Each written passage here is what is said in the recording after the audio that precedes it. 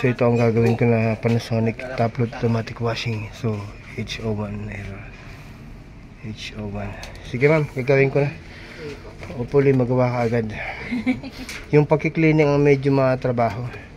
Yun po. Kasi baklasan talaga. Oo, saka cleaning. Deep cleaning. Oo, cleaning alone is ano. Kaya nga usually pag magagaling 3.5. Then kapag hindi naman magaling, mura ang bayad mo. Pero masira ang washing machine mo. Tapos walang warranty. Oo.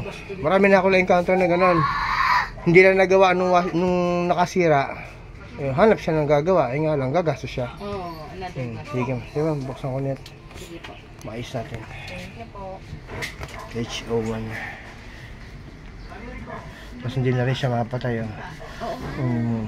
So marami na rin ako nare-repair na ganito na board ang sira naman. Ito pag ayaw nung gumaan nito. Tingnan yan. So, Pero ano po yung pinaka-common na sira?